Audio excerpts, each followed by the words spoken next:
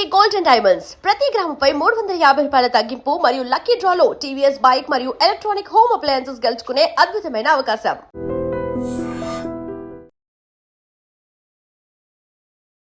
Hello guys, welcome to I dream media. నేను మీ నందు. ఇవాళ మనతో పాటు స్టూడియోలో మోటివేషనల్ స్పీకర్, లాంగ్వేజ్ ట్రైనర్ విజయ బంగారు గారు ఉన్నారు. మరి మేడంతో మాట్లాడి రీసెంట్గా సొసైటీలో మనం చూస్తున్నాం, రకరకాల న్యూస్లు, రకరకాల ఇన్సిడెంట్స్ జరుగుతున్నాయి. ఇవన్నీ చూసినప్పుడు అసలు సొసైటీ ఎటెళ్ళిపోతుంది, చాలా భయాలు, చాలా క్వశ్చన్స్ అందరిలో ఉండిపోయాయి. అలాంటి టాపిక్స్ ఇవాళ మేడంతో మాట్లాడి కొన్ని అయితే డిస్కస్ చేసే ప్రయత్నం చేద్దాం. నమస్తే మేడం. నమస్తే మా నందు, బాగున్నారా? బాగున్నా మేడం, మీరు ఎలా ఉన్నారు? బాగున్నాను, థ్యాంక్ యూ సో మచ్. అమ్మ, ఈ మధ్య కాలంలో మనం చాలా ఎక్కువ చూస్తున్నాం చిన్నపిల్లల్ని హెరాస్ చేయడం. అంటే పేరెంట్స్ బిజీ ఉండో, జాబ్ హడావిడిలో ఉండో వాళ్ళని డే కేర్ సెంటర్లో పెట్టడం, ఇలా కేర్ టేకింగ్ వాళ్ళకి ఇవ్వడం ఇచ్చేస్తూ ఉంటున్నారు. ప్రజెంట్ ఉన్న వాళ్ళతో గ్రాండ్ పేరెంట్స్తో కలిసి ఉండే పిల్లలు ఎవరు ఎక్కువగా లేరు. ఉంటే కదా గ్రాండ్ పేరెంట్స్ అసలు ఉంటే అమ్మ, నాన్న, అమ్మమ్మ, బాబాయిలు, సారీ ఒక పెద్ద ఫ్యామిలీ ఉంటే ఎవరైనా చూసుకుంటారు. అసలు పంపించేస్తున్నారు కదా యూత్. అవును, అది కూడా ఒక మైనస్ కదా. సో ఇలా పంపించినప్పుడు ఆ పిల్లలు ఎంత సఫర్ అవుతున్నారు, వాళ్ళు హ్యాపీగా ఉంటున్నారా లేదా, వాళ్ళ చైల్డ్హుడ్ ఎలా నలిగిపోతుంది అనేది పేరెంట్స్ ఆలోచించట్లేదు. కొన్ని వీడియోలు మనం సోషల్ మీడియాలో వైరల్ అవుతున్నప్పుడు చూసాము. పిల్లలు కొట్టుకోవడం, లేకపోతే డే కేర్ సెంటర్ వాళ్ళు పిల్లల్ని తీసి ఎత్తి పడేయడం. అసలు ఈ సిస్టమ్ చూస్తుంటే మీకు ఏమనిపిస్తుంది? మన సొసైటీలో ముఖ్యంగా పిల్లల విషయంలో మారాల్సిందే. పిల్లల విషయంలో మారేది ఏం లేదండి, తల్లిదండ్రులే ఫస్ట్ ఆఫ్ ఆల్. మీరు అంటే జనరల్గా ఎవరైనా సరే, మీరు కానీ నేను కానీ, మనం ఏమంటామంటే పిల్లల కోసమే కష్టపడుతున్నాను, పిల్లల కోసమే నా కష్టం ఇదంతా. సో నేను ఇవాళ 24 గంటలలో 23 గంటలు పనిచేస్తున్నానంటే నా పిల్లలు సుఖంగా ఉండాలి, నా పిల్లలు సేఫ్ సైడ్ ఉండాలి, వాళ్ళ లైఫ్ అంతా వాళ్ళు బాగా ఉండాలి. అదే ఉంటుంది కదా. మీ పేరెంట్స్ అయినా, నేను మా పిల్లల కోసం చేసిన, నా కోసం మా పేరెంట్స్ చేసిన, ఇదంతా ఏంటంటే మన మెయిన్ ఏంటంటే మన గోల్ ఏముంటుందంటే మన పిల్లలు బాగుండాలి.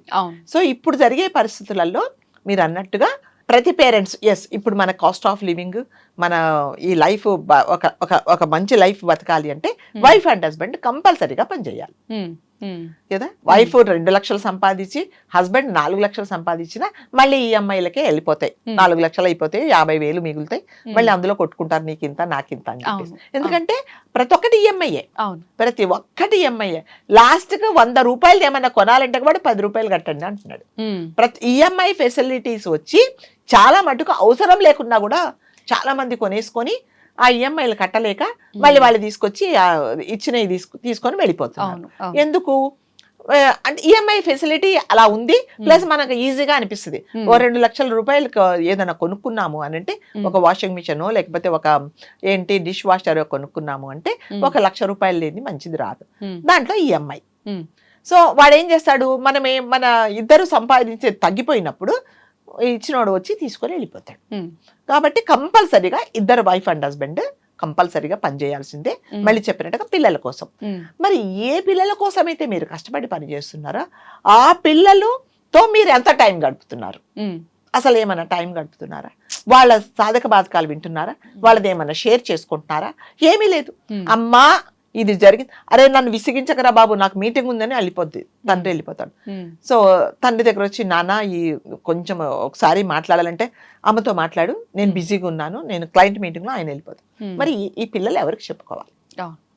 కాబట్టి షేర్ చేసుకునే వాళ్ళు కూడా ఉండాలి. సో ఇది వరకు మా కాలంలో ఒక అనేవాళ్ళు, అదేంటి మేము 8 మందిని కన్నాం, 9 మందిని కన్నాం, 4 కన్నాం, 5 మందిని కన్నాం, అసలు మాకు ఎటువంటి ఎందుకంటే ఇంట్లో అందరు ఉండేవాళ్ళు. ఏ కష్టమైనా, ఏ బాధ వచ్చినా కూడా, ఒకవేళ తల్లి విసుగుతో పిల్లల్ని ఒక దెబ్బ వేసినా అమ్మమ్మో, బామ్మో, తాతయ్య వచ్చి లాక్కొని, ఏంటి మేము లేమా, నీవు అంత విసుకుంటా పిల్లవాడిని కొడతావా, చెప్పే పద్ధతి ఇదేనని ఉండరు. ఇప్పుడు ఎవరు లేరండి. తల్లికి కోపం వస్తే ఇష్టం వచ్చినట్టు కొట్టేస్తుంది, తర్వాత దగ్గర తీసుకొని ఏడ్చేస్తుంది. ఎందుకంటే ఎవరు లేరు, చెప్పుకోవడానికి ఎవరు లేరు. ఎందుకు లేరు అంటే ఈ కాలంలో పిల్లలు పెద్దవాళ్ళను భరించలేకపోతున్నారు. వాళ్ళు ఏదైనా ఏ విషయంలో కూడా భరించలేకపోతున్నారు. వాళ్ళ చాదస్తాలు కానీ, వాళ్ళ మొండితనం కానీ, ఏదైనా సరే వాళ్ళు చెప్పే సలహాలు కానీ వీళ్ళకి అసలు చెవులు మూసేసుకుంటున్నారు. మాకొద్దు, మాకేం చెప్పకు, మాకు అన్ని తెలుసు అంటున్నారు. మీకు తెలుసు కానీ వాళ్ళ ఎక్స్పీరియన్స్ ముందు మీకు తెలిసింది తక్కువ అని ఎవరు తెలుసుకోవట్లేదు. అంటే కొంతమంది పేరెంట్స్ ఉండి కూడా ఇబ్బంది పెడుతున్నారు పిల్లలను, అది మనం సపరేట్ గా మాట్లాడుకున్నా కూడా. కాబట్టి ఏం చేస్తున్నారంటే ఓన్లీ వైఫ్ అండ్ హస్బెండ్, ఒక 2 సంవత్సరాల పిల్లవాడు ఉంటాడు, మరి ఎవరు చూడాలి?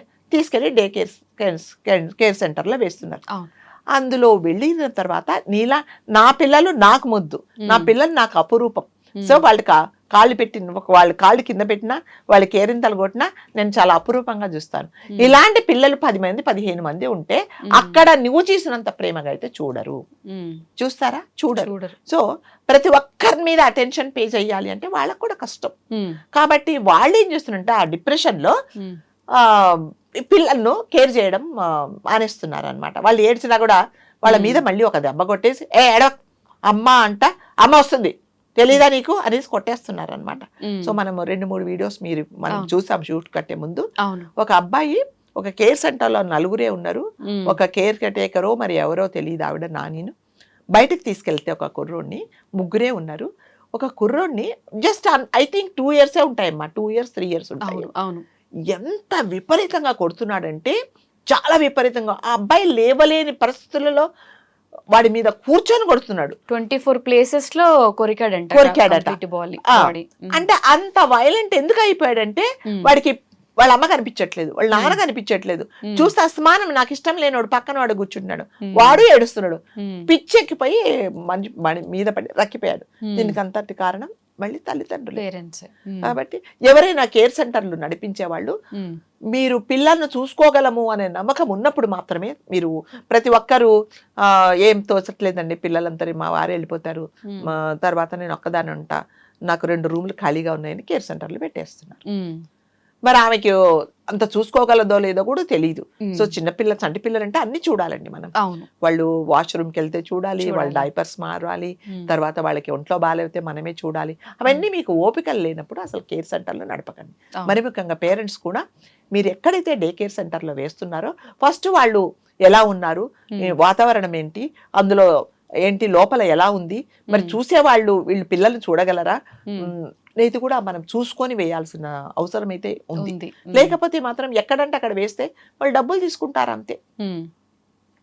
తర్వాత చూస్తారో చూడరో తెలియదు, వాళ్ళకి ఆకలి అవుతుంటే కూడా పెడతారో కూడా తెలియదు, పెట్టరో కూడా మనకు తెలియదు. సో వీటన్నిటికంటే అంతకంటే ముందు నేనేమంటానంటే మీరు పిల్లలను చూసుకోలేము, ఇంకా 2 సంవత్సరాల దాకా నాకు బర్డర్స్ ఉన్నాయి, నాకు ఈఎంఐలు ఉన్నాయి, నా ఇంటి లోన్ ఉంది, కార్ లోన్ ఉంది అన్నప్పుడు పిల్లలు ప్లాన్ చేసుకోకండి.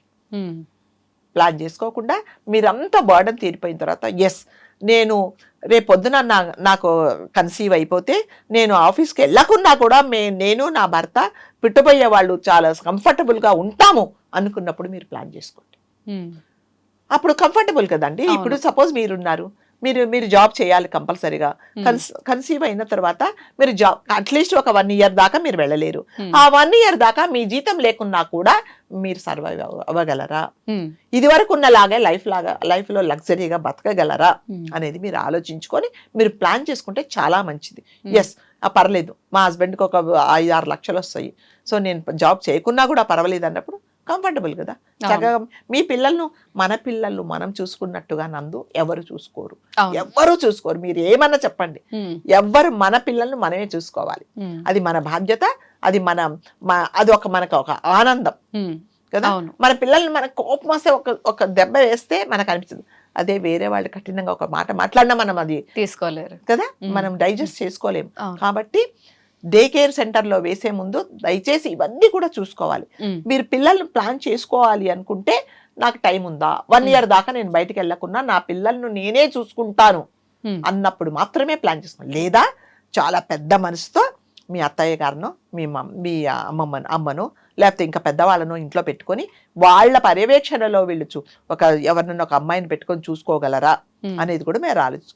లేదు అస్సలు వారికి పెద్దవాళ్ళు ఉంటే మాకు అస్సలు నచ్చదు, మాకు ఊపిరాడదు అనుకుంటే ఏం చేయాలంటే ఎస్ మీ ప్లాన్ మీరు చేసుకోండి.